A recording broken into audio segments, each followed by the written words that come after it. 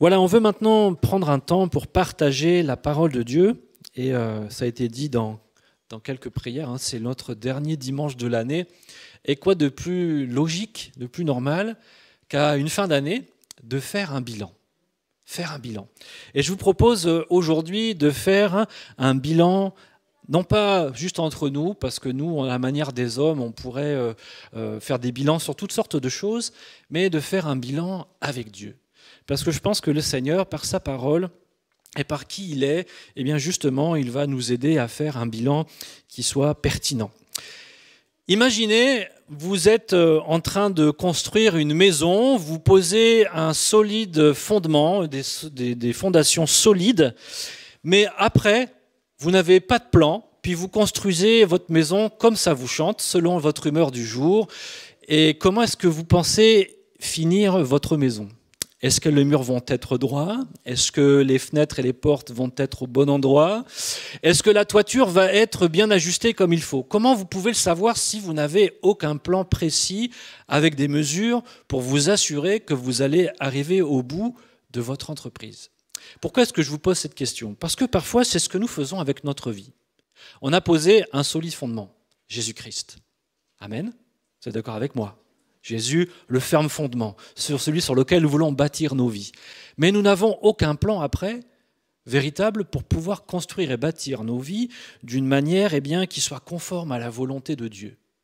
Et je pense que c'est important de faire des bilans, de faire le point de temps en temps, justement pour s'assurer que d'étape en étape, nous allons dans la bonne direction, que nous construisons les choses de la bonne manière et que ce que nous avons bâti cette année est conforme à la volonté de notre Père. Dieu a des plans pour notre vie. Amen. Ça fait quelques semaines que je vous le dis maintenant, j'espère que vous en êtes toujours convaincus. Dieu a des plans pour nos vies. Et ces plans pour nos vies, ils sont parfaits.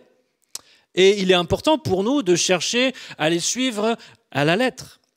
C'est lui qui a posé cette fondation dans notre vie, Jésus-Christ, mais c'est lui aussi qui veut nous aider à bâtir solidement notre vie sur le fondement qu'est Jésus-Christ. Et pour cela, de temps en temps, c'est important de prendre du recul, justement pour vérifier que notre construction spirituelle, elle avance dans la bonne direction, qu'on ne s'est pas trompé dans ce que nous avons fait. Proverbe 8, 12 dit « Moi, la sagesse, j'ai pour demeure le discernement et je possède la science de la réflexion. » Prendre du recul, réfléchir, c'est quelque chose d'important, de vital. Il y a quelques semaines, le frère Dominique nous partageait justement sur avoir une saine réflexion et nous montrer combien dans les Écritures, à bien des reprises, la parole de Dieu nous encourageait à prendre du recul, à réfléchir, à faire le point. La vie, c'est comme un voyage et c'est une course même. C'est une image que l'apôtre Paul prend pour nous parler de la course de la vie.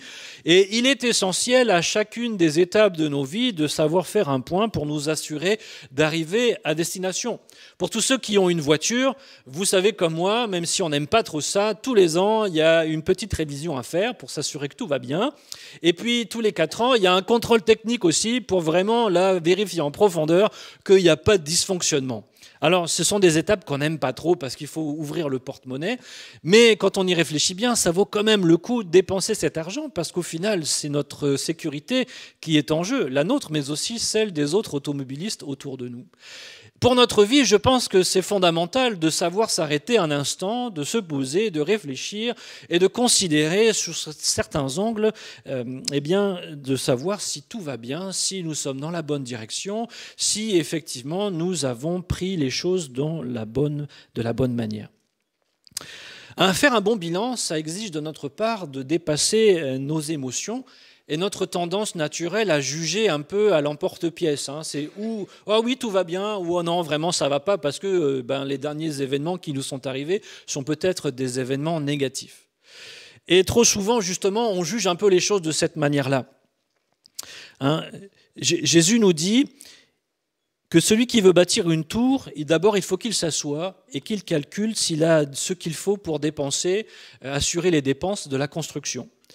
Et nous, des fois, quand on fait notre bilan, on est un peu comme si, pour reprendre l'image de Jésus, on secouait le porte-monnaie Ah, c'est bon, il y a quelque chose dedans, mais on ne prend pas le temps d'ouvrir, on ne prend pas le temps de compter, on ne prend pas le temps de regarder en détail. On se satisfait simplement du fait qu'il y ait quelque chose dans le porte-monnaie et puis on continue. Mais ce serait, je pense, de la folie que d'avancer toute sa vie sans jamais, à un moment donné, prendre le temps de s'arrêter, de réfléchir et de se poser les bonnes questions. Alors ce matin, justement, vous êtes déjà assis, je vous propose qu'on puisse ensemble se poser quelques bonnes questions pour pouvoir évaluer l'année qui vient de passer avec un regard divin. Le passage clé de ce matin, ce sera Luc chapitre 10, verset 27. Luc 10, verset 27 nous dit ceci, et c'est un rappel d'un texte de l'Ancien Testament, des commandements les plus importants aux yeux de Dieu, ceux qui résument à eux seuls toute la loi. Tu aimeras le Seigneur ton Dieu de tout ton cœur, de toute ton âme, de toute ta force et de toute ta pensée, et ton prochain comme toi-même. Ce verset, je viens de vous le dire, il est essentiel dans le cœur de Dieu, parce que Jésus nous le dit, il dit, voilà, ces deux commandements résument à eux seuls toute la loi, toute la volonté de Dieu, tout ce qui est important pour Dieu. Et ce sera notre verset clé parce que justement, se poser les bonnes questions, c'est se poser des questions importantes. Et si nous voulons nous poser les questions les plus importantes, quoi de mieux que de regarder à ce qui est le plus important pour Dieu ? Et Dieu nous le dit ici, ce qui est important pour lui, de l'aimer de tout notre cœur, de toute notre âme, de toute notre force, de toute notre pensée et notre prochain comme nous-mêmes. Ce passage, ce verset nous parle de 3 relations ici importantes, dans un certain ordre. Il nous parle de notre relation à Dieu, de notre relation à nous-mêmes et de notre relation au prochain. Mais il ne fait pas que cela. Il nous cite aussi 4 interfaces de relations. Les interfaces de relations, ce sont les moyens par lesquels nous entrons en relation avec les autres, avec Dieu, avec les autres et même avec nous-mêmes. Il est question du cœur, il est question de l'âme, de la pensée et de la force. Je ne veux pas trop rentrer dans les détails parce que ça a été abordé ces derniers dimanches. Maëlle a abordé la question de l'âme et de l'esprit, ainsi que du corps. Mais ici, il est important de noter qu'il y a une différence entre le cœur et l'âme. Alors le mot qui est utilisé pour le cœur, qui est la première interface, cardia en grec, ça représente ici le siège de nos émotions, de nos désirs, de nos sentiments. L'âme, qui est le mot psyché en grec, désigne notre vie intérieure, notre personnalité, notre identité éternelle devant Dieu. La pensée, ou l'esprit, dianoia en grec, ça nous parle de notre intellectuel, de la réflexion, de notre compréhension, des idées. Et puis la force, le corps, ischus en grec, qui représente l'énergie, les capacités, les ressources que nous avons à notre disposition. Donc le cœur, l'âme, l'esprit et le corps. Et donc dans ce passage, dans ce verset de Luc 10, 27, ce qui nous est dit, c'est que chacune des dimensions de mon être doit être pleinement impliquée dans ma relation à Dieu. C'est ce que Dieu attend de moi. Dieu attend de moi que je l'aime à travers de mes émotions, que toute ma personnalité démontre un attachement à lui, que mes forces soient entièrement pour son service et que mes pensées soient centrées sur lui. Amen. C'est ce qu'il nous dit dans ce passage. Alors, posons-nous la première bonne question. Comment va ta relation avec Dieu ? Comment va ta relation avec Dieu ? Et pour parler donc de ces, à chaque fois, on va voir un petit peu ces 4 éléments, le cœur, l'âme, l'esprit et le corps. Et la première question que j'aimerais poser en lien avec notre cœur, comment est ta passion pour Dieu ? Comment est ta passion pour Dieu ? C'est une bonne question à se poser. Où est-ce que tu en es avec Dieu aujourd'hui ? Comment s'est passée cette année dans ta relation avec Dieu ? Avec le temps, on sait tous que notre passion, notre amour, nos sentiments, ils peuvent s'amoindrir, on peut devenir tiède, comme nous disent les Écritures. D'ailleurs, c'est un passage que nous connaissons bien, Apocalypse 2, verset 4, ce que j'ai contre toi, c'est que tu as perdu ton premier amour. Dieu prête beaucoup d'importance à ce que notre cœur soit tout entier pour lui, que notre cœur soit passionné pour lui, que notre cœur vraiment l'aime avec engagement, avec passion. Alors, je vais vous poser beaucoup de questions ce matin. Le but, c'est surtout que vous puissiez en prendre bonne note et puis que vous puissiez après faire votre propre bilan sous le regard de Dieu. Je n'ai pas l'intention de vous donner les réponses à toutes ces questions, mais simplement de vous guider dans votre réflexion afin que vous puissiez vous poser les questions de la bonne manière. Alors, comment on peut vérifier ensemble si notre cœur est toujours passionné par Dieu ? Eh bien, est-ce que tu prends encore du temps pour simplement être avec Dieu, juste pour Dieu, et pas simplement pour lui demander des choses ? En tant que parents, je pense qu'on n'aimerait pas trop que nos enfants viennent nous voir simplement pour nous demander des choses. Ils nous parlent seulement parce qu'ils ont besoin d'un truc, et puis le reste du temps, ils ne nous adressent jamais la parole. Est-ce qu'on apprécierait ça ? Je ne crois pas. On ne se sentirait pas très aimé, pas très écouté, pas très considéré. Et Dieu, qui est notre Père, eh bien, attend que nous aussi, notre cœur soit entier pour lui, pour qui il est, et non pas, on l'a chanté d'ailleurs, c'est le dernier chant qu'on a chanté, et non pas pour les choses qu'il fait ou pour les choses qu'il nous donne. Elles sont bonnes, elles nous font du bien. Mais pour quelle raison, première, venons-nous dans la présence de Dieu ? Est-ce que je cherche sa présence pour qui il est, et non pas pour ce qu'il peut me donner seulement ? Est-ce que je trouve simplement de la joie à l'adorer, à lui dire qu'il est extraordinaire, à passer du temps avec lui ? Ou au contraire, est-ce que je trouve ça ennuyeux ? Est-ce que mon cœur est plutôt attiré vers bien d'autres choses ?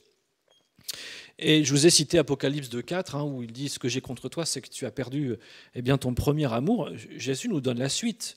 Il dit « Souviens-toi donc d'où tu es tombé, repens-toi et pratique tes premières œuvres ».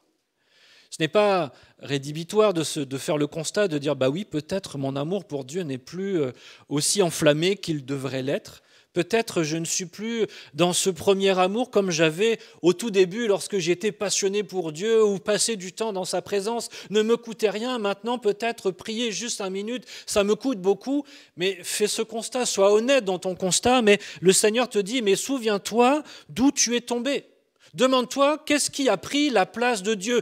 Qu'est-ce qui, petit à petit, a fait que mon amour pour Dieu s'est refroidi ? Et qu'est-ce qui a remplacé dans mon emploi du temps ? Eh bien, les temps où je passais du temps avec Dieu, avec joie, avec plaisir. Souviens-toi d'où tu es tombé. C'est important de passer par cette étape, parce qu'on ne peut pas se repentir de quelque chose dont on n'a pas pris conscience. Se repentir, c'est se détourner, c'est changer de voie, c'est changer de chemin, de changer de manière de faire. Et Jésus dit, souviens-toi d'où tu es tombé et repens-toi. Ça veut dire, prends conscience de ce qui t'a éloigné de moi, et détourne-toi de cette chose pour revenir à moi. Pratique tes premières œuvres. Reviens à moi. Retrouve cette intimité avec moi. Laisse Dieu renouveler ton cœur. Et ça commence par le reconnaître, de dire, Seigneur, oui, je crois que j'ai perdu mon premier amour. Je crois que je ne t'aime pas, je ne t'aime plus comme tu mérites que je t'aime. Et je veux, Seigneur, que tout mon cœur, tous mes sentiments, toute ma passion soient renouvelés pour toi. Je veux que mon cœur brûle pour toi. Paul dira à Timothée, exerce-toi à la piété. Passer du temps avec Dieu, parfois, ça demande de dépasser la volonté de notre chair, qui, elle, ne veut pas et ne peut pas prendre plaisir dans la présence de Dieu.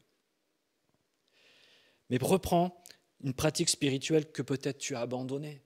Peut-être tu as négligé la prière, peut-être tu as négligé d'étudier la parole. Et du coup, tu n'as plus devant tes yeux ni dans tes pensées, eh bien, qui est Dieu ?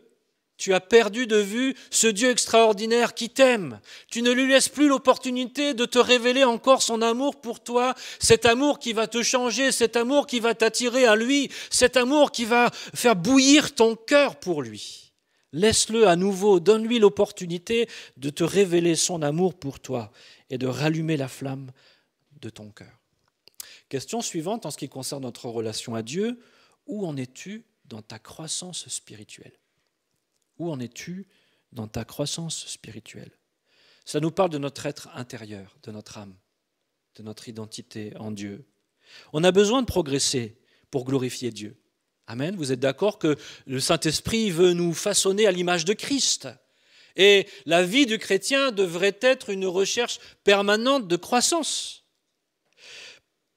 Paul dira à Timothée, « Occupe-toi de ces choses, donne-toi tout entier à elles, afin que tes progrès soient évidents de tous. » Je crois que ça devrait être le désir de notre cœur à chacun. Parfois, après 20 ans, 30 ans de conversion, on se dit « mais moi, j'ai tout compris, j'ai tout saisi et je n'ai plus d'objectifs devant moi, de choses dans lesquelles je dois encore grandir. » Mais il n'y a rien de plus faux, je crois. Jusqu'à la fin de notre vie, nous avons encore à grandir, encore à mûrir, encore à saisir quelque chose du Seigneur.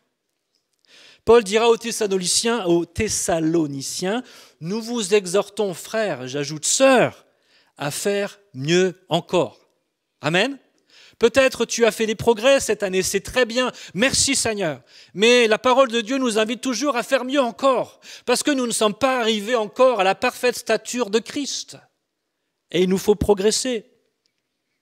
L'apôtre Pierre dira « Mais croissez dans la grâce et dans la connaissance de notre Seigneur et Sauveur Jésus-Christ. » À partir du moment où j'appartiens au Seigneur, mon âme doit être mobilisée vers une croissance spirituelle, de dire « Seigneur, dans mon être intérieur, je veux te ressembler encore davantage. » Et donc posons-nous ces questions. Qu'avons-nous appris cette année à propos du Seigneur?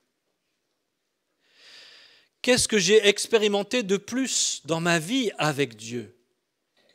Est-ce que j'ai eu cette année un désir de grandir et d'apprendre quelque chose du Seigneur et de grandir dans ma marche avec Dieu? Qu'est-ce que tu as mis concrètement en place pour vivre cette progression spirituelle? Beaucoup parlent des dons spirituels, du baptême du Saint-Esprit ou de leur caractère, du fruit de l'Esprit, mais qu'as-tu fait cette année concrètement pour grandir dans chacun de ces domaines? Pour saisir ces choses, saisir ces promesses, saisir toutes ces choses que tu n'as pas encore expérimentées. Si tu attends les bras croisés que ces choses arrivent seules, elles n'arriveront jamais. Le Seigneur désire que nous nous approchions de lui, que notre cœur, notre être tout entier, notre âme soit tournée vers lui et soupire après lui de dire « Seigneur, il y a en toi toutes les richesses, en toi, Seigneur, je veux encore saisir cette chose. Permets-moi cette année de saisir cette bénédiction que je n'ai pas encore. » Où en est ta croissance spirituelle? Ou alors peut-être au niveau de ton obéissance. Est-ce que tu as cherché la direction de Dieu pour des choix importants cette année, dans tes décisions? As-tu laissé le Seigneur conduire tes pas? Où en est ta croissance spirituelle? J'aimerais simplement t'encourager peut-être face à cette question de croissance, te dire, mais souviens-toi que Dieu est avec toi et que lui désire aussi ta croissance. Ce n'est pas toi, par tes propres efforts, qui va produire ces choses. Mais Dieu attend que ton cœur, ton être intérieur soit tourné vers lui et dise « Seigneur, je veux grandir. Seigneur, j'ai faim, donne-moi plus. Je veux plus. » C'est lui, par son esprit, qui nous façonne à son image. Philippiens 2,13 nous dit « Car c'est Dieu qui produit en vous le vouloir et le faire selon son bon plaisir. » Et peut-être ça commence simplement par dire « Seigneur, donne-moi la volonté. » Le désir de vouloir avancer encore, de saisir encore la promesse que je n'ai pas saisie. Peut-être, Seigneur, j'ai été découragé par le passé parce que j'ai prié pour telle chose, mais je ne l'ai pas encore reçue. Seigneur, donne-moi encore la volonté, donne-moi encore, Seigneur, le désir dans mon cœur de ne pas te lâcher tant que je n'ai pas reçu, Seigneur, ce que ta parole a promis. Amen. Il y a tant de bénédictions pour nous. Les Écritures nous disent que nous avons été bénis de toute bénédiction en Jésus-Christ. Est-ce que nous pouvons dire que nous sommes détenteurs de chacune de ces bénédictions? Est-ce que nous pouvons dire, comme pour les Corinthiens, que nous exerçons tous les dons spirituels au milieu de nous? Il devrait y avoir dans notre cœur une faim et un appétit pour vivre les choses d'en haut, de dire « Seigneur, nous voulons plus encore ». C'est de cette manière que notre être intérieur, tourné vers Dieu, dit « Dieu, nous t'aimons, tu es important pour nous, et tout ce que tu veux nous donner, nous le voulons, Seigneur ». Et nous ne voulons pas remplir notre âme avec les choses du monde, mais avec les choses que toi, tu donnes. Amen. Autre question concernant notre relation à Dieu, comment va ton zèle et ton service? Cela nous parle de notre corps, de nos forces. 1 Corinthiens 15,58, on peut lire ceci. « Ainsi, mes frères bien-aimés, soyez fermes, inébranlables, travaillant de mieux en mieux à l'œuvre du Seigneur, sachant que votre travail ne sera pas vain dans le Seigneur. » Parfois, on peut se décourager quand on sert le Seigneur. Mais le Seigneur veut nous encourager. Comment va ton zèle? Comment va ton service? Colossiens 3,23. Tout ce que vous faites, faites-le de bon cœur, comme pour le Seigneur et non pour des hommes. Posons-nous ces quelques questions. Ai-je accompli avec zèle les bonnes œuvres que Dieu avait préparées pour moi cette année? C'est plusieurs fois que je nous dis, qu'on répète cette idée que Dieu a préparé des bonnes œuvres pour chacun d'entre nous. Est-ce que nous les avons pratiquées cette année? Est-ce que nous avons déjà cherché à savoir quelles elles étaient? Ai-je persévéré dans l'obéissance malgré les difficultés? Ou est-ce que j'ai préféré me replier sur le confort? Vous savez, parfois quand on sert le Seigneur, ce n'est pas toujours facile. Des fois, on peut être découragé même. Mais est-ce que pour autant, il faut qu'on arrête? Est-ce que pour autant, il faut dire « Non, c'est trop dur, moi je préfère rester dans mon canapé, attendre que le temps passe. Je préfère regarder YouTube ou autre chose. » Oui, servir Dieu, ce n'est pas toujours facile. Oui, parfois, il y a des efforts à faire. Parfois, ça coûte. Jésus, ça lui a tout coûté de servir son Père. Mais Dieu a été là et il a pourvu à chacun de ses besoins. Mon service pour Dieu a-t-il été fait avec passion et excellence, ou est-ce que j'ai cherché à en faire le minimum? Juste pour me donner bonne conscience, de dire « Ah Seigneur, j'ai fait quelque chose pour toi. » Au moins le pasteur, il arrêterait de me casser les pieds en me disant que j'ai rien fait. Mais dès que je ne peux rien faire, je ne fais rien. Avec quel cœur as-tu servi le Seigneur? L'as-tu fait avec zèle, avec détermination? Est-ce que tu as aménagé ton emploi du temps pour donner à Dieu une place réelle pour son service? Ça fait partie de nos prérogatives. C'est nous qui choisissons comment nous utilisons notre temps. As-tu laissé du temps pour servir Dieu? Comment as-tu utilisé ton temps? Et on l'a vu tout à l'heure, nous sommes aussi les témoins du Seigneur. Cela fait partie de notre service du quotidien. Quel témoignage as-tu laissé cette année? Comment as-tu témoigné? Qu'est-ce que tu as partagé? Comment tu l'as partagé? Vous connaissez ce passage, Matthieu 5, 13. Vous êtes le sel de la terre. Mais si le sel perd sa saveur, avec quoi la lui rendra-t-on? Dieu veut placer sa saveur en toi. Et peut-être ton sel, il a perdu un peu de sa saveur cette année. Ok. Le but des bilans, ce n'est pas de s'affliger, c'est de regarder les choses avec vérité. Pour dire, Seigneur, voilà où j'en suis, mais voilà où je veux aller. Seigneur, renouvelle mon cœur encore, renouvelle mon zèle encore, renouvelle ma passion pour toi encore. Seigneur, permets-moi cette année qui vient de faire mieux que ce que j'ai fait cette année. Peut-être, Seigneur, c'est vrai, j'ai été négligent ou je ne t'ai pas servi comme j'aurais dû te servir, mais permets-moi, Seigneur, de faire mieux cette année. Et si tu ne t'es pas impliqué, il n'est pas trop tard. Il y a beaucoup de choses à faire pour le Seigneur. Je t'encourage en tout cas à remercier le Seigneur pour les capacités qu'il t'a données. Il nous en a donné à tous.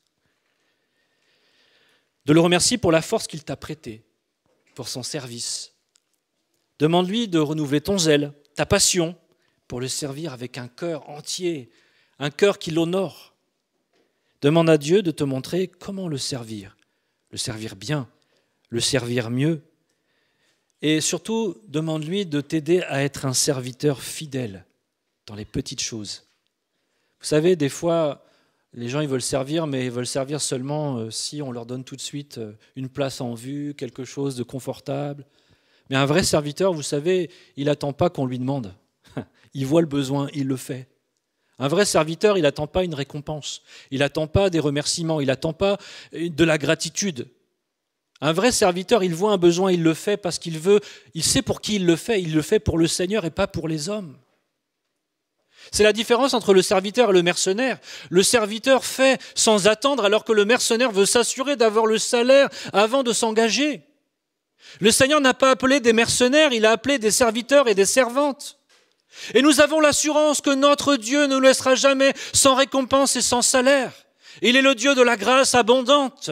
Mais si nous donnons sans compter, il nous donnera aussi sans compter parce qu'il l'a déjà fait. Sa grâce est pour nous abondante. Soyons véritablement des serviteurs fidèles. Et puis prie comme cela. Seigneur, fais de moi un véritable serviteur, une véritable servante. Libère-moi de ma paresse naturelle.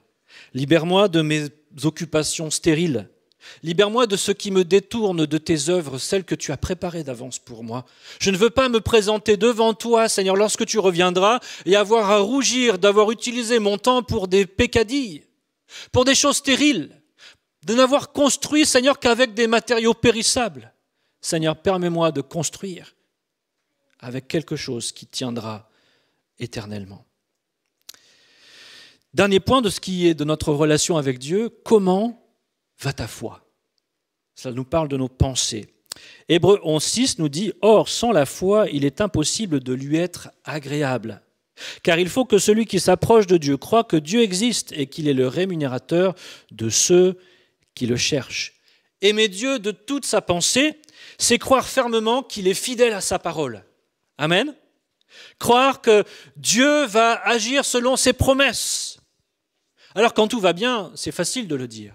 Mais quand vient l'épreuve, que notre foi est mise à l'épreuve, c'est là où nous voyons la réalité, la sincérité de notre foi devant Dieu, de notre foi en Dieu.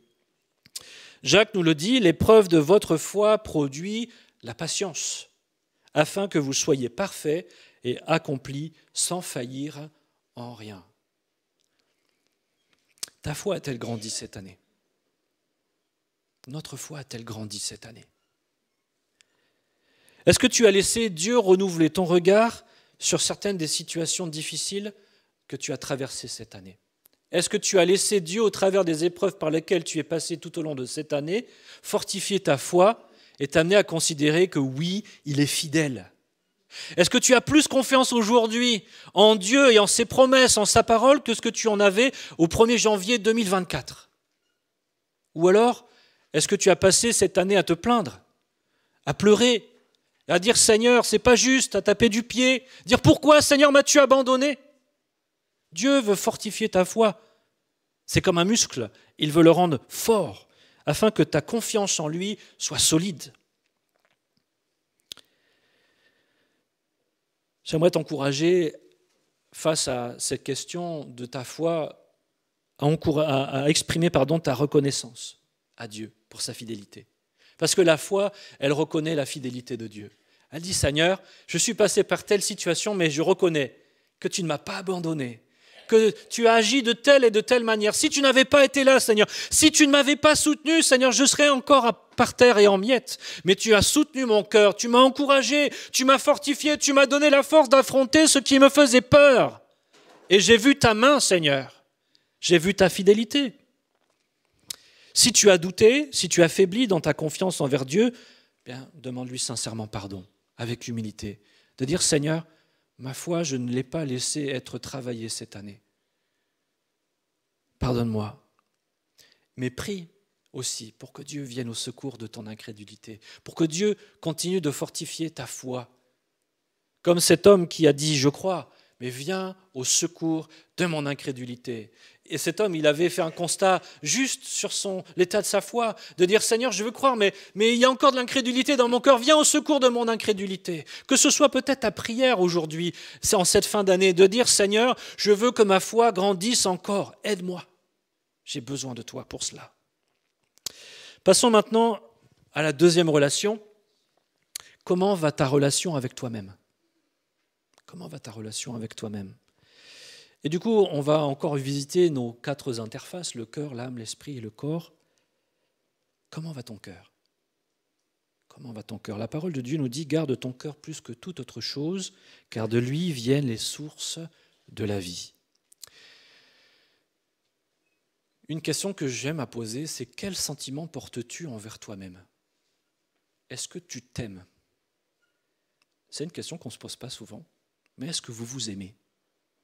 C'est important de le savoir. C'est important d'avoir une relation saine avec soi-même. Parce que si on ne s'aime pas sainement, on ne va pas pouvoir aimer sainement ni Dieu ni les autres. Est-ce que tu t'aimes vraiment? Est-ce que tu te sous-estimes en permanence? Ou est-ce qu'à l'inverse, tu as un amour disproportionné pour toi-même et le melon qui va avec? Il est important de nous aimer comme Christ nous aime. Amen. De nous aimer en vérité, d'être conscient de notre faiblesse, de nos failles, mais de nous aimer sincèrement, comme Christ nous aime, Christ nous aime sincèrement comme nous sommes. Amen. Et dans son amour, il nous façonne à son image. Il nous amène de grâce en grâce, de gloire en gloire par son Saint-Esprit. Il est essentiel de nous aimer comme Christ nous aime. Paul dira aux Philippiens, « Ayez en vous les sentiments qui étaient en Jésus-Christ. » Pas seulement pour Jésus, mais pour nous-mêmes aussi. Jésus nous aime et nous devons nous aimer nous aussi. Est-ce que tu as appris à te pardonner comme Christ t'a pardonné ? Souvent, ce qui fait qu'on a du mal à s'aimer, c'est qu'on a du mal à se pardonner nos fautes, à se pardonner nos failles, à se pardonner ce que nous sommes, ce que nous avons fait, nos faiblesses, nos manquements, notre péché. Des fois, ça fait du bien de se regarder dans le miroir et de se dire « je te pardonne ». Parce que si Dieu nous pardonne, pourquoi nous on ne se pardonne pas ? Pourquoi est-ce que nous on revient sans arrêt sur les choses du passé auxquelles Dieu nous dit « mais moi je t'ai pardonné, passe à autre chose maintenant, tourne la page ». Il n'y a plus de condamnation pour ceux qui sont en Jésus-Christ. Et il est important que nous vivions libres de toute condamnation, de toute culpabilité. Jésus n'a pas donné sa vie pour que nous continuions au quotidien à vivre dans la culpabilité et la condamnation. Chaque fois qu'on se regarde dans un miroir, on se dit « mais t'es un pauvre type, tu vaux rien, t'es misérable ». C'est pas une vie, ça. Il faut nous aimer sincèrement et nous pardonner sincèrement. De dire « Dieu m'a pardonné, alors je me pardonne. Je te pardonne ». Est-ce que tu veilles sur ce qui a rempli ton cœur ? Qu'est-ce qui a rempli ton cœur cette année ? Quels ont été les sentiments, les émotions qui ont rempli ton cœur tout au long de cette année de manière majoritaire ? Est-ce que tu as été rempli de joie, de paix, ou au contraire de peur, d'incrédulité, de colère ? Qu'est-ce qui a animé ton cœur en majorité cette année ? Si tu ne veilles pas sur ce qui remplit ton cœur, c'est comme si tu acceptais qu'on jette des ordures dans un lac et que tu cherches à en boire l'eau après. Ton eau est polluée. Veille sur ton cœur, parce que de lui viennent les sources de la vie. Alors, qu'as-tu désiré cette année ? Vers quoi as-tu tourné ton cœur, tes désirs ? Qu'est-ce que tu as poursuivi ? Quelle a été la chose qui t'a animé, qui a généré chez toi une forme de passion ? Est-ce que c'est Dieu ? Est-ce que c'est les autres ? Est-ce que c'est une personne ? Est-ce que c'est un objet ? Est-ce que c'est une situation ? Je ne sais pas, toi seul peux répondre à cette question. Quelles ont été tes véritables priorités ? Parce que selon vers quoi est tourné ton cœur, cela dessine tes priorités. Et pour cela, pour le savoir, regarde ton agenda, comment tu as utilisé ton temps, et tu sauras ce qui est le plus important pour toi. David dit dans le psaume 37, verset 4, « Fais de l'Éternel tes délices, et il te donnera ce que ton cœur désire. » Qu'est-ce que désire ton cœur ? Nous, on fait les choses à l'envers. Notre cœur désire une chose, alors on va vers cette chose. Mais Dieu nous dit, fais de moi tes délices, et tout ce que ton cœur va pouvoir désirer, mais renouveler dans ma présence, de bonnes choses, je te les donnerai. Fais de moi ta priorité, et tu verras, tu ne manqueras de rien. Alors demande à Dieu de te montrer qu'est-ce qui remplit ton cœur encore aujourd'hui, et qui peut-être n'est pas à sa gloire. Demande au Seigneur de te libérer peut-être des émotions toxiques ou des choses toxiques qui polluent ta relation à toi-même, qui fait peut-être que tu ne t'aimes pas comme tu devrais t'aimer. Peut-être il y a des mensonges que tu crois à propos de toi, des forteresses qui te lient. Dieu veut les faire tomber. Et peut-être tu peux décider de choisir une priorité que tu veux à nouveau mettre dans ta vie pour que ton cœur vraiment soit aligné sur Dieu, sur sa volonté. Question suivante, comment va ton âme ? Comment va ton âme ?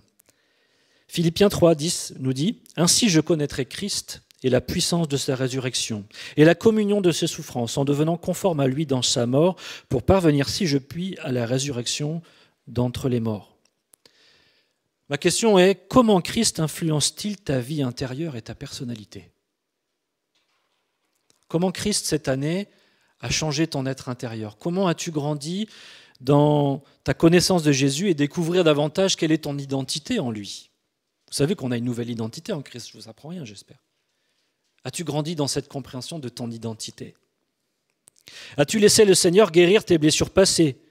Il est celui qui guérit les cœurs brisés, nous dit sa parole. Amen. Quel trait de caractère as-tu travaillé cette année pour ressembler davantage à Christ?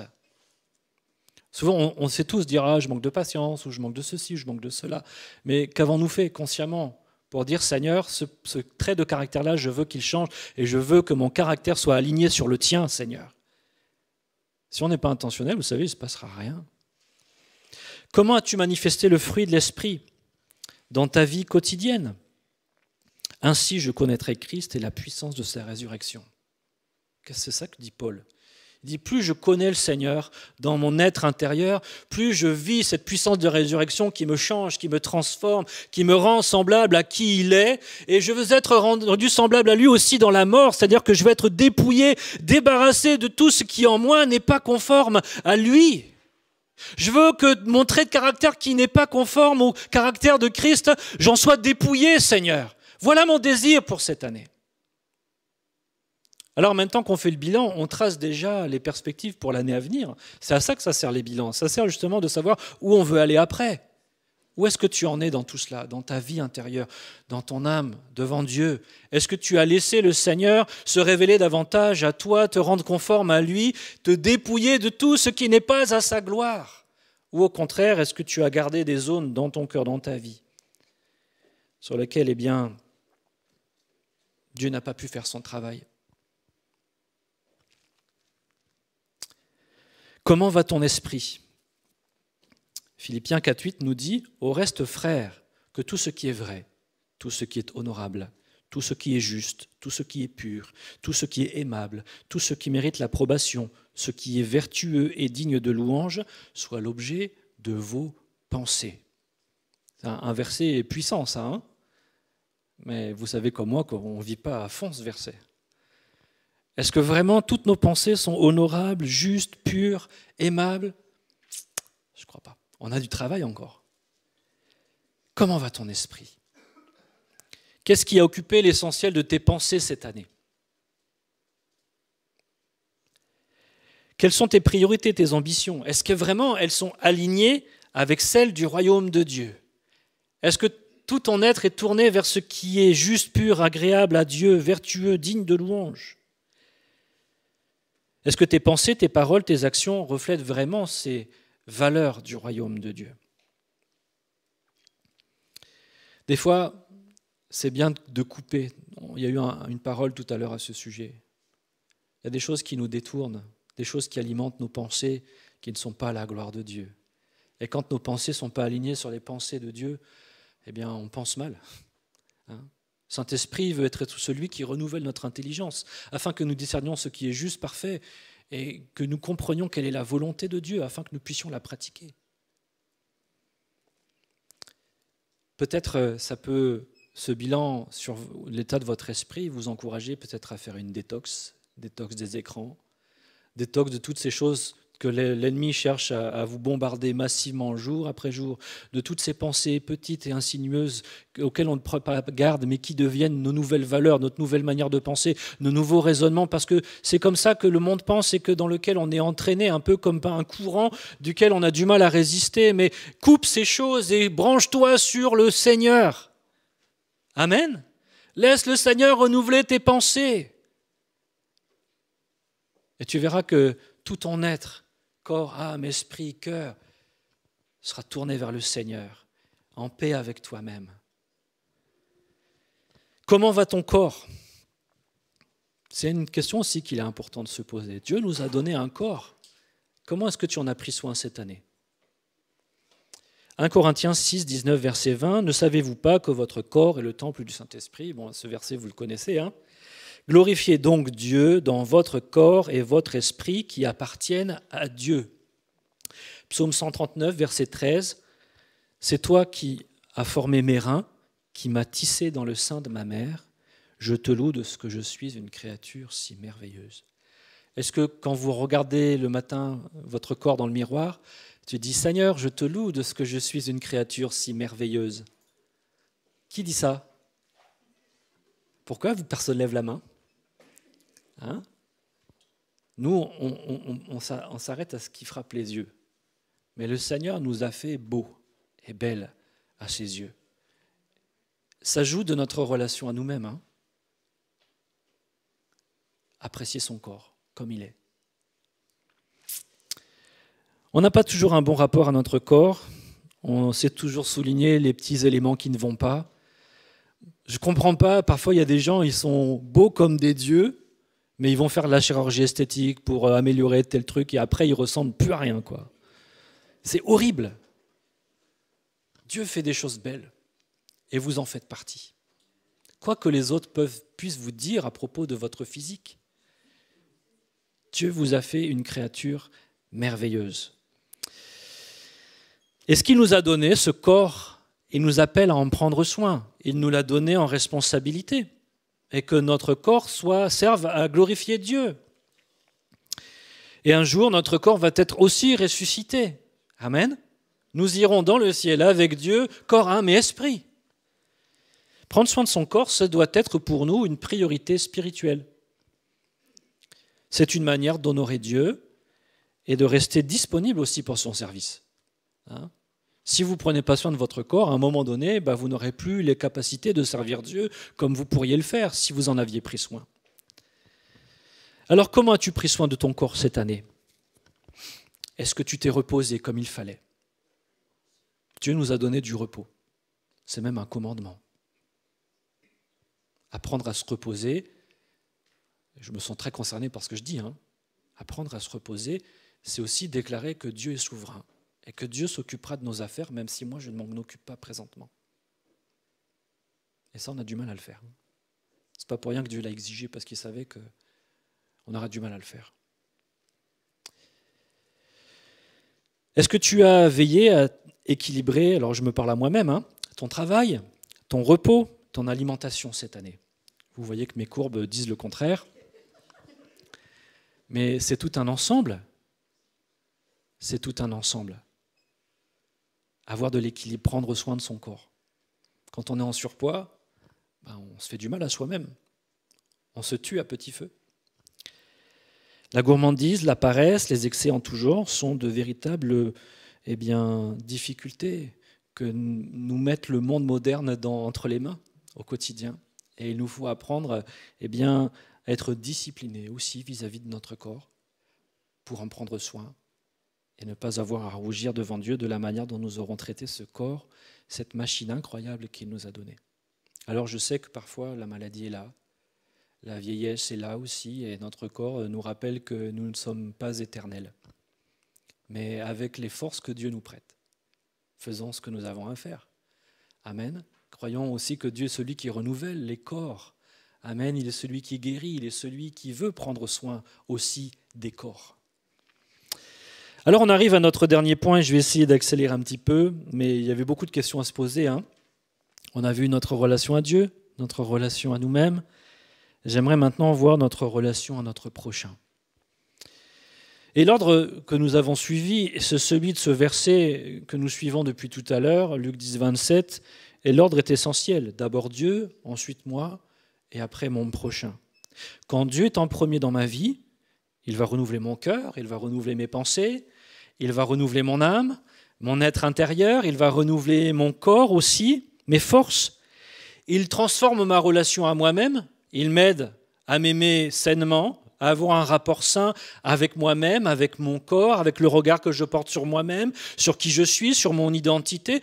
Dieu est celui qui m'aide à me définir d'une manière juste et saine. Amen. C'est pour ça que c'est important de mettre Dieu en premier. Et que tout mon être doit être tourné vers lui, parce que lui vient renouveler ces différentes interfaces avec lesquelles je vais relationner avec les autres. Et parce que j'ai appris à me pardonner, à m'aimer sainement, à avoir un sain rapport avec moi-même, alors mes rapports avec les autres vont être bien meilleurs.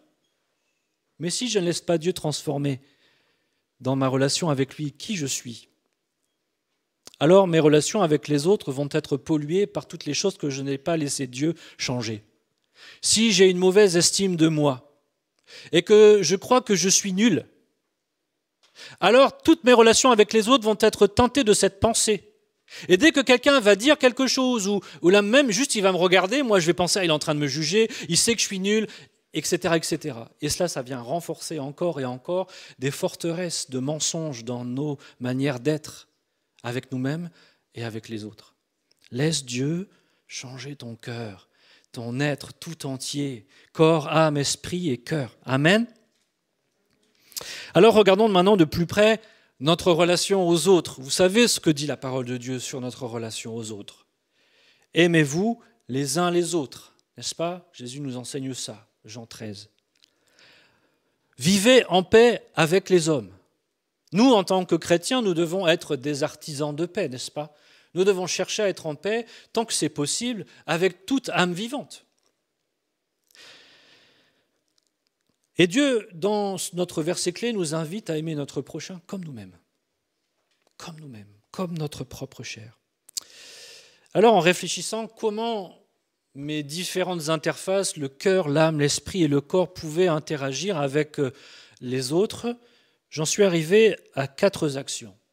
En ce qui concerne notre cœur, j'ai pensé au fait de pardonner. Pardonner. Si vous pardonnez aux hommes leurs offenses, votre Père céleste vous pardonnera aussi. Comment tes relations ont évolué cette année? Est-ce que tu gardes une offense dans ton cœur? Ou est-ce que tu attends que ce soit l'autre qui fasse le premier pas pour venir te demander pardon? Et du coup, tu ne veux pas pardonner tant qu'il n'est pas venu faire cette démarche. Es-tu allé parler à une personne avec qui tu es en conflit pour essayer de régler le problème? Ou est-ce que tu as mis ça sous le tapis en disant de toute façon, ça passera comme ça passera, on s'évite et puis c'est bien comme ça? Mais Dieu nous demande d'aimer notre prochain comme nous-mêmes. Et de la même manière qu'on doit se pardonner à soi, il nous faut aussi pardonner aux autres. As-tu coupé des liens cette année ou est-ce qu'au contraire tu as cherché à en reconstruire? Et si tu as blessé quelqu'un, est-ce que tu as reconnu tes torts? Est-ce que tu es allé demander pardon? Question ultime, est-ce que ton caractère, ton être intérieur, est-ce qu'il est une bénédiction ou un obstacle dans tes relations avec les autres? Peut-être en faisant le point, il serait important que tu puisses identifier une ou peut-être plusieurs relations qui ont été brisées cette année et pour lesquelles eh bien, tu as manqué de pardonner ou de donner pardon ou d'aller demander pardon. Et peut-être il faudrait entamer un geste concret. Appeler cette personne, lui écrire une lettre, lui envoyer un message, faire un pas. Tu peux aussi méditer le texte de Matthieu 18, 15, qui nous donne tout le processus de si un frère a fait quelque chose contre toi, de quelle manière tu peux t'y prendre pour essayer de résoudre ce conflit. Parce que parfois, effectivement, il y a des tensions qui peuvent persister. Mais dans l'Église, si des tensions persistent, il n'y a rien de plus terrible. Et nous devons tout faire pour aimer notre prochain comme nous-mêmes et pardonner. Et simplement, je t'encourage, décide de pardonner et demande à Dieu de te donner la force de le faire. Ça commence par une décision. De dire, Seigneur, j'ai compris que c'est ce que tu attendais de moi et je veux le faire. Mais je sais que je n'en ai pas la force. Donne-moi la capacité et la volonté de pardonner à cette personne qui m'a fait du mal. Et tu vas voir que Dieu va renouveler ton cœur, Dieu va renouveler tes pensées, Dieu va renouveler ta vie intérieure et tu vas avoir un jour la possibilité de pardonner effectivement cette personne. En ce qui concerne notre âme, notre être intérieur, j'ai noté, est-ce que nous faisons preuve d'humilité envers les autres?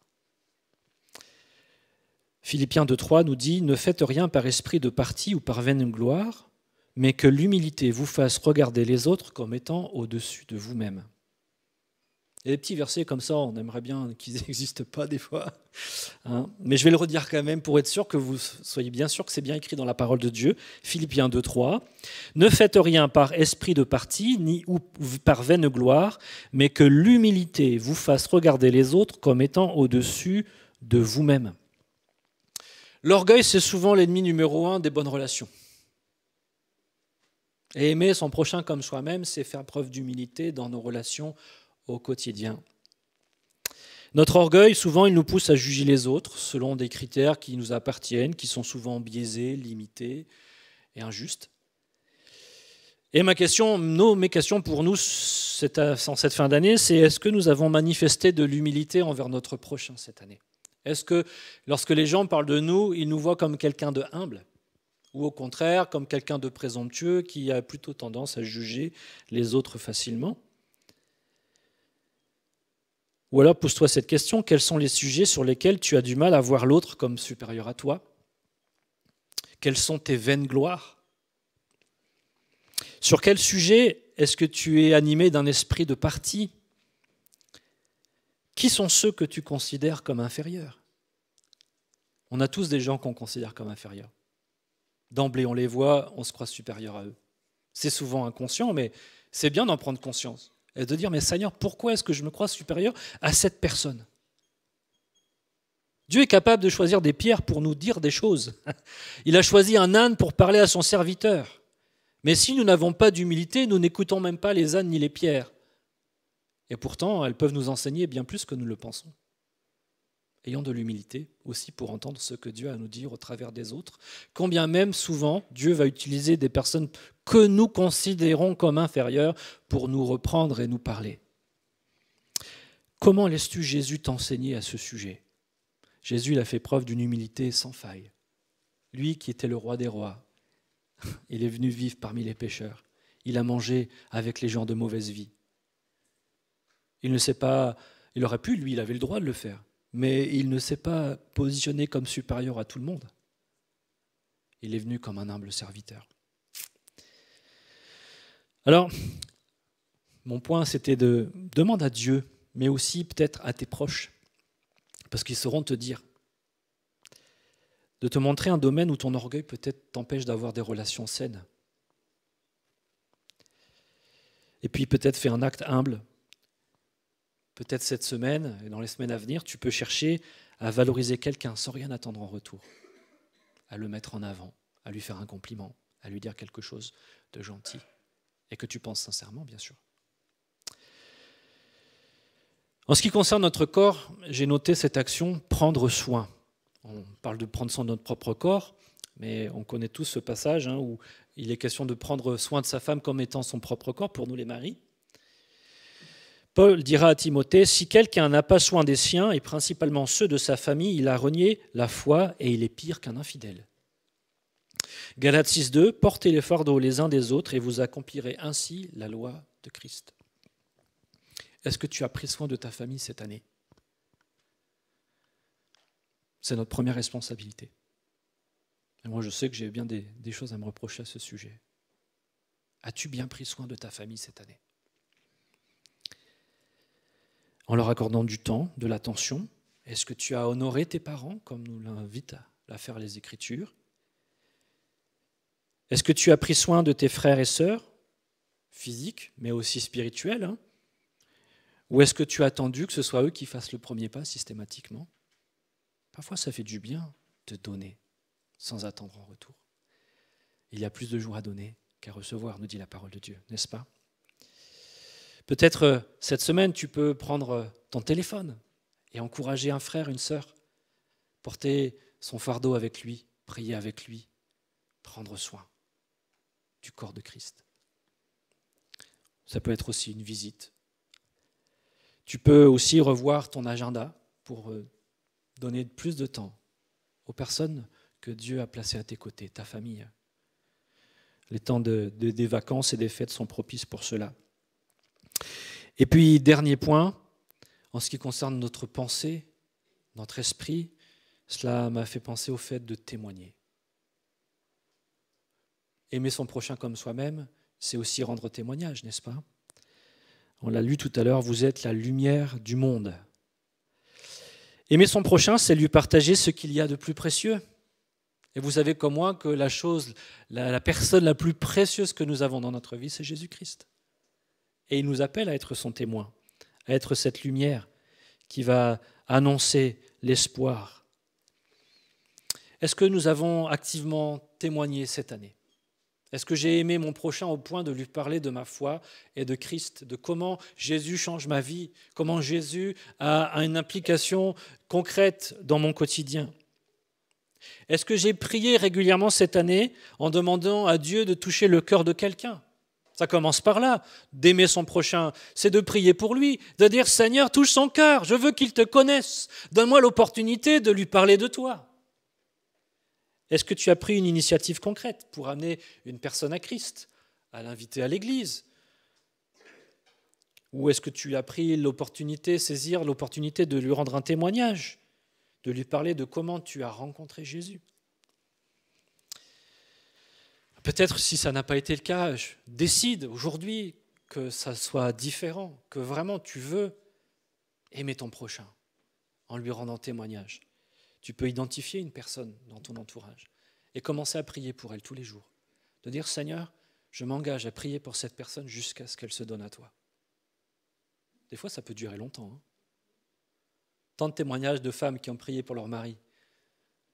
Un qui m'avait marqué, elle a prié plus de 20 ans. C'est long, 20 ans. Mais son mari s'est donné au Seigneur. Amen. Ne perdons pas espoir. Ne perds pas espoir. Prends peut-être aussi ton courage à deux mains et commence à parler de ce que le Seigneur fait concrètement dans ta vie. Jésus ne te demande pas de faire un témoignage de la théologie, il ne te demande pas d'expliquer par A plus B égale C de ce qu'il a fait. Il te demande de parler de ce qu'il fait concrètement dans ta vie à toi. C'est ça être un témoin. Et c'est ça qui va toucher le cœur des gens. Et c'est le Saint-Esprit qui va convaincre les cœurs, pas toi. Et tu peux peut-être justement préparer ton témoignage, y réfléchir à comment tu peux présenter ce que Dieu a fait dans ta vie d'une manière simple, courte, pour ne pas partir dans tous les sens, mais aller à l'essentiel. Rassurez-vous, j'ai fini. Quel que soit le bilan de cette année, rappelle-toi que la grâce de Dieu est suffisante. Le but d'un bilan, ce n'est pas de se flageller, mais c'est de regarder les choses avec vérité. Et de dire, Seigneur, voilà où j'en suis. Et il y a des choses que je ne veux plus recommencer. Et il y a des choses que je veux poursuivre. Voilà la direction dans laquelle je veux aller. Seigneur, aide-moi à poursuivre ce qui est important pour toi. J'aime cette promesse de Philippiens 1,6. Je suis persuadé que celui qui a commencé en vous cette bonne œuvre la rendra parfaite pour le jour de Jésus-Christ. Amen. Dieu a commencé une œuvre dans ta vie et il va la faire aboutir jusqu'à son terme. Mais dans tous les cas, je t'encourage à poursuivre 3 directions après avoir fait ce bilan sérieusement. Déjà, manifeste de la gratitude devant la grâce abondante de Dieu dans ta vie. Parce que quand tu vas réfléchir à toutes ces choses, tu vas voir combien Dieu a manifesté sa grâce dans ta vie, combien même des fois il y a des choses que tu t'en étais pas rendu compte. Dieu est un Dieu plein de grâce pour toi. Amen. Je t'encourage aussi à te repentir face à ton échec, à ton péché, parce qu'on n'a pas tout fait bien. Et il y a des choses pour lesquelles il est important de prendre conscience et de demander au Seigneur pardon, je veux me détourner de cette manière de faire et je veux apprendre à faire autrement maintenant. Et puis enfin, je t'encourage à demander à Dieu de renforcer ce qui a porté du fruit cette année. Connaissez ce passage où Jésus est le cep et Dieu le vigneron. Il coupe ce qui porte du fruit afin qu'il en porte encore davantage. Amen. Et Dieu veut que ce qui a porté du fruit dans ta vie cette année en porte encore davantage dans l'année à venir. Demande à Dieu de fortifier ce qui a porté du fruit afin que tu en portes encore davantage, que tes progrès soient évidents aux yeux de tous. Amen.